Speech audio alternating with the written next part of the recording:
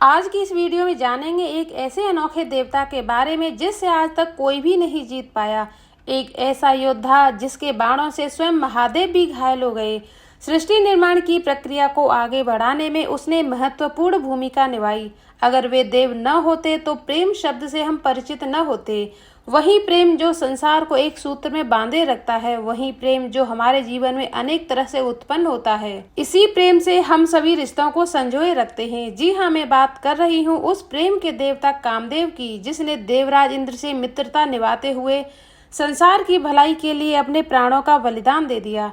तो आइए जानते हैं कि ऐसा क्या हुआ जिससे महादेव ने कामदेव को अग्नि की ज्वाला से भस्म कर दिया। जब महादेव मां सती के वियोग में समाधि में लीन हो जाते हैं, तभी महाबली राक्षस तारकासुर अपने तप से ब्रह्मा जी को प्रसन्न करके एक ऐसा वरदान प्राप्त कर लेता है जिससे कि उसकी मृत्यु केवल शिवपुत्र द्वारा ही हो सकती थी।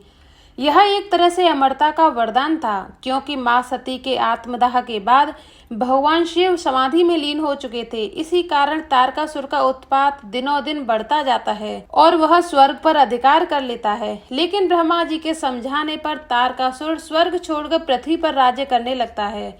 इसी वजह से देवराज इंद्र तारकासुर से पीड़ित होकर कामदेव का स्मरण करते हैं और अपनी मित्रता का धर्म बतलाते हुए कामदेव से कहते हैं कि मित्र, मुझ पर बड़ा भारी दुख आ पड़ा है, उसे तुम्हारे बिना कोई भी दूर नहीं कर सकता। आज तुम्हारी मित्रता की परीक्षा हो जाए। यह कार्य सिर्फ मेरे लिए ही आवश्यक नहीं है, बल्कि पूरे ब्रह्मांड को सुख देने वाला होगा। इंद्र की यह बात सुनकर कामदेव पहले मुस्कुराए और प्रेम पूर्वक गंभीर वाणी से बोले, मित्र, तुम्हारे लिए तो जान भी हाजिर है, आदेश दीजिए। इस पर देवराज इंद्र कामदेव को बताते हैं कि तारकासुर नाम से प्रसिद्ध जो महान दैत्य है, वह ब्रह्मा जी से अद्भुत वर पाकर अजेय हो गया है। वह सभी को दुख दे रहा है। उसे ब्रह्मा जी का वरदान है कि उसकी मृत्यु महादेव के पुत्र के हाथों से होगी। माँ पार्वती अपनी दो सखियों के साथ उनके समीप रहकर उनकी सेवा में रहती हैं। उनका यह सेवा भाव महादेव को पति रूप में प्राप्त करने के लिए ही है, परंतु भगवान शिव अपने मन को तप से वश में रखते हैं। मित्र, कुछ ऐसा प्रयत्न करो जिससे भगवान शिव की रुचि माता पार्वती में हो जाए। अगर तुम सफल रहे तो इस लोक में तुम्हारा प्रताप चारों तरफ फैल जाएगा। कामदेव ने प्रसन्न होकर देवराज इंद्र से कहा कि मैं इस कार्य को जरूर करूंगा। ऐसा कहकर वह पत्नी रति और वसंत को साथ लेकर उस स्थान पर पहुंचे जहां महादेव तपस्या कर रहे थे। उसने भगवान शिव पर अपने बाण चलाए। तब भगवान शंकर के मन में पार्वती के प्रति आकर्षण होने लगा और उनका धैर्य छूटने लगा और सोचने लगे कि मेरी तपस्या में विघ्न कैसे आ रहा है, किस दुष्ट प्राणी ने मेरे चित्त में विकार पैदा कर दिया है। ये सोचते हुए जैसे ही महादेव ने अपनी आंखें खोली तो सामने कामदेव बाण खींचे खड़ा था और वह अपना बाण छोड़ना ही चाहता था कि महादेव को क्रोध आ गया और उनकी तीसरी आंख से बड़ी भारी आग तत्काल प्रकट होकर निकली। देवता कुछ कह पाते इससे पहले कामदेव भस्म हो चुके थे। उस वीर कामदेव के मारे जाने पर देवताओं को बड़ा दुख हुआ।